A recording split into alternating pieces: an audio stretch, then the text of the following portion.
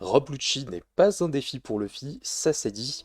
Et juste tout le monde, bienvenue dans la review de ce chapitre 1068, qui surprend sur pas mal d'aspects et qui pourrait bien nous indiquer un scénario plus dramatique que ce que l'on pourrait attendre.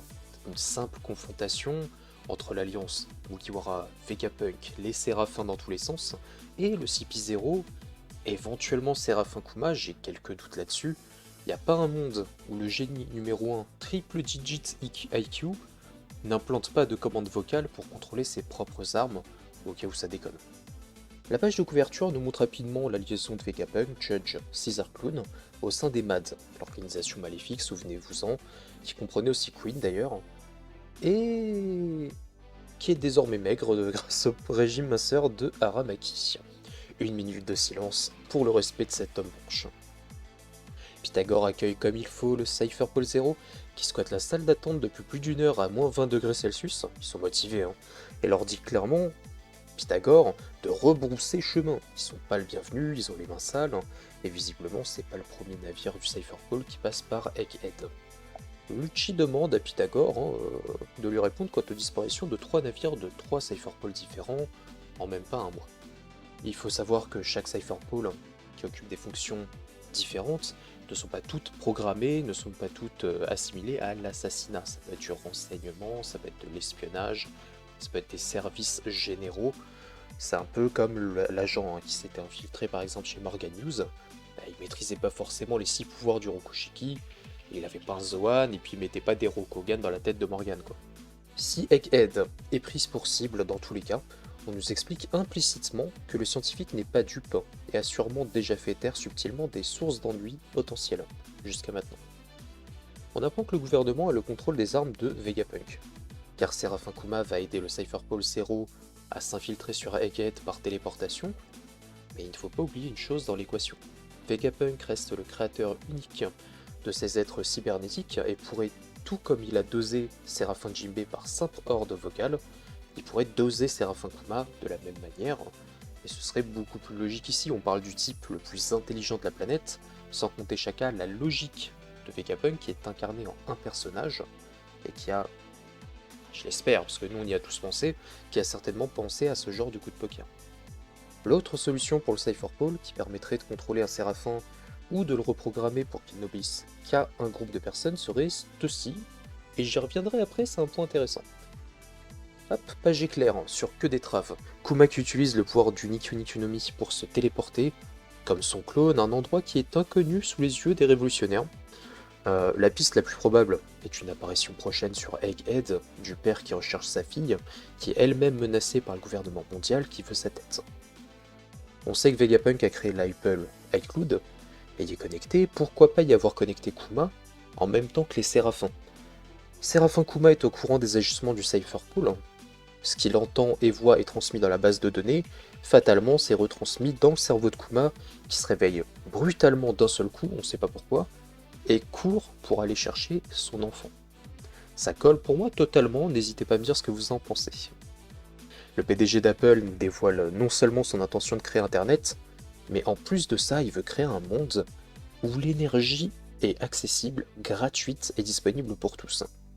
En une phrase de Vegapunk, si tu devais le caser dans les prochaines élections présidentielles, il arrivera à dégager Macron à coup de 100% contre 0 suffrage. Littéralement le bon samaritain pour tous. Ce qui m'a intrigué avec ce passage du chapitre, c'est cette fameuse énergie qui est décrite comme étant partout dans l'air, l'atmosphère, et dans ce qui entoure visiblement les personnages, le monde final. Jinbei répond, et c'est juste, très très juste, que les nations entières entreraient en guerre pour coloniser, dompter les sources d'énergie disponibles, les ressources naturelles, et ça y échapperait pas. Vegapunk se moque de ce savoir primitif et explique que l'énergie qui permet de faire fonctionner le monde est en réalité bien plus proche et accessible qu'il ne le pense. Et sur le coup, moi ça m'a fait fatalement penser à l'énergie naturelle dans Naruto qui n'est autre que le Senjutsu. Et je me demande si Vegapunk finalement ne cherche pas à dompter cette énergie inépuisable qui, un peu comme dans Fairy Tail, la magie qui va habiter l'atmosphère, les particules, et qui transite dans le monde entier. En tout cas, c'est ce qu'il affirme comme étant son rêve numéro 2. En recherchant cette énergie inépuisable qui ferait fonctionner le robot antique apparemment, Vegapunk a visiblement franchi la ligne rouge, et ça a tiré les foudres du gouvernement mondial, de Insama, du Gorosei, Et si l'arme antique, Uranus, est bien celle utilisée par Im pour détruire Lulusia ou God Valley, il est plus que probable que le gouvernement mondial garde pour eux la technologie antique préservée et qui permet de récolter et d'utiliser en très grande quantité cette fameuse énergie naturelle, elle-même catalysée au travers d'Uranus, ce qui explique les rayons laser de 30 km et son potentiel de destruction absolument cheaté. J'irai même plus loin, et on va passer en phase théorie, en me demandant si cette fameuse énergie naturelle à l'état sauvage est celle qui permet aux pouvoirs comme le Haki, les manifestations de pouvoirs surhumains comme ceux des fruits du démon, de fonctionner dans le monde de One Piece. Les fruits du démon sont vraisemblablement des créations de l'homme, ou du moins les créations à l'origine du peuple de l'ancien royaume disparu il y a 800 ans. Le robot antique est créé également par leurs soins, et quel est le rapport entre les deux? L'énergie sauvage qui permet aux fruits de fonctionner, cette même énergie catalysée permet de faire fonctionner le robot antique, et cette énergie sauvage, apprivoisée directement par l'homme de manière inconsciente, au travers de sa volonté propre, permet de rendre son corps plus résistant, sa volonté de se manifester au travers d'éclairs, d'une énergie qui est puisée dans la nature, et contrôlée à un certain degré par les êtres vivants. Je parle du Haki. Ce serait quand même une dinguerie d'apprendre ça. Et ce serait encore plus dingue de se dire que le gouvernement mondial possède une technologie capable d'emmagasiner une énergie naturelle en quantité astronomique dans un appareil capable de rayer des îles en 3 secondes. Fatalement, on y est, le Cypherpole 0 débarque en fanfare dans le laboratoire d'Egghead et se fait remarquer. C'est le moins qu'on puisse dire, Kaku me fait vraiment penser à un pélo de la Team Rocket. Il manque de sérieux, il envoie des Renkaku partout, il se bat contre des hologrammes, il se fait tirer comme un lapin par des rayons laser. Et dans 3 épisodes, il s'envole vers d'autres cieux. Stussy, derrière son masque et son aspect plaisant avec Kaku, pourrait, elle, bien être non seulement la clé de la réussite de sa mission, en ayant étudié par exemple Séraphin Kuma pour en redistribuer le contrôle, mais aussi déjouer toute la sécurité de l'île, en tant qu'ancienne chercheuse de cet endroit. Et Atlas se fait matraquer par Lucci avec un Rokugan bien placé, mais encore vivante. Shaka demande à ce que les 3 séraphins, Mini-Hawk, Mini-Jimbe et Mini-Boa, soient mis en service et confiés à Sentomaru pour mener une contre-attaque. À le retour de Sentomaru, chapitre 1060, Attends, 68 ou 69? Bref, vous m'avez compris. Ça fait plaisir, ça fait 10 ans qu'on n'en a plus entendu parler, mais qu'il travaille avec Vegapunk ne m'étonne pas, hein. À Shabondi, il agissait déjà en tant qu'assistant de Vegapunk au service de la marine, en tant que professeur, pour tester les pacifistas et recueillir des données, et a finalement rejoint la marine après l'ellipse. Mais comme l'explique le scientifique dans son flashback à Ohara, avec Dragon, toute la marine n'est pas aveugle, et ce n'est pas au service complet et fidèle du Gorosei.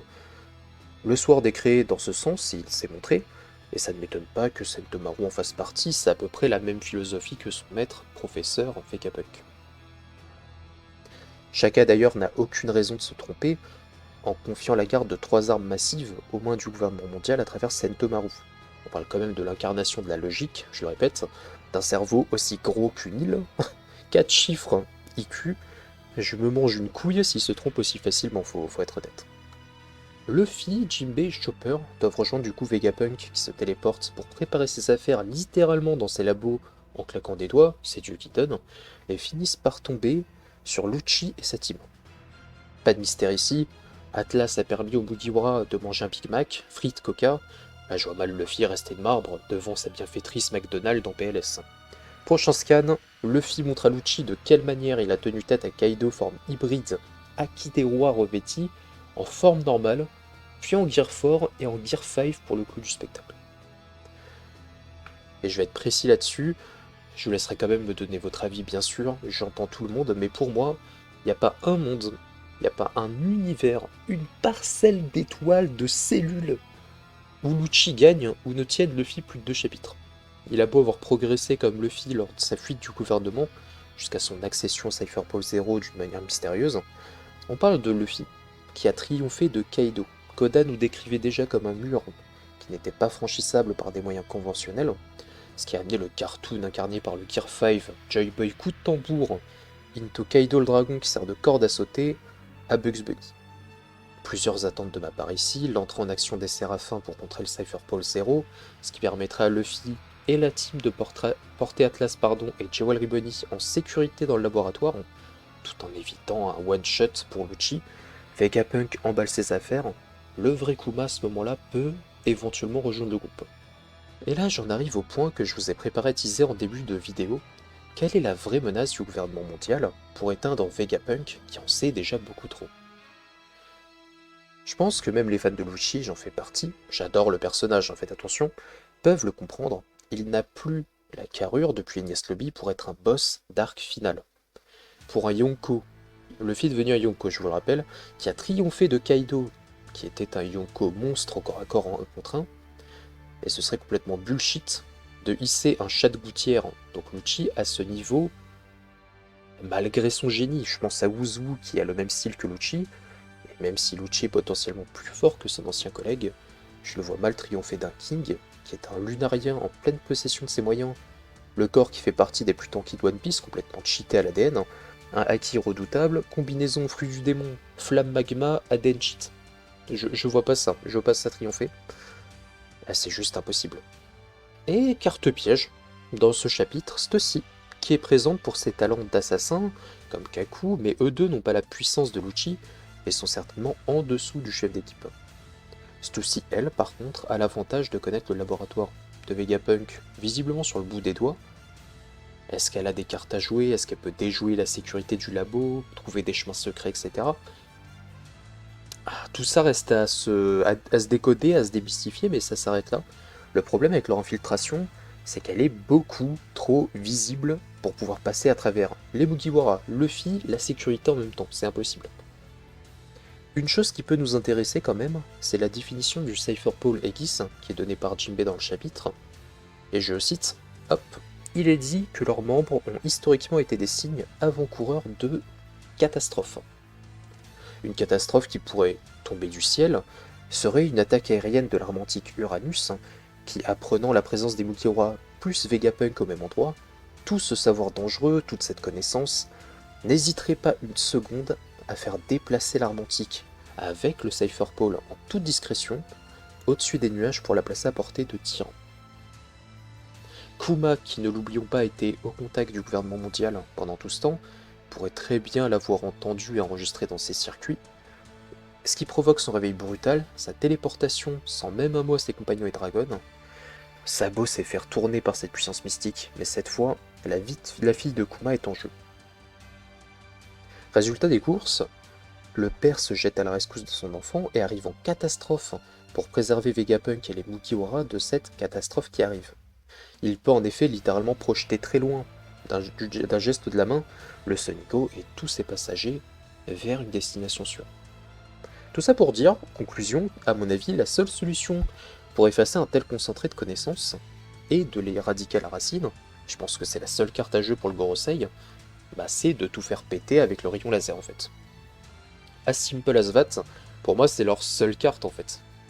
N'hésitez pas à me dire ce que vous en pensez en commentaire, je réponds comme d'habitude. En tout cas c'était sympa comme scan, tout se met en place pour nous offrir des rebondissements de dingue qui iront peut-être à l'opposé de mes hypothèses, mais c'est ça qui est cool avec le manga, c'est aller toujours au-delà de notre imagination pour nous proposer des dingueries en série. Merci à tous d'avoir suivi et à la prochaine pour de nouvelles vidéos. Tchuss.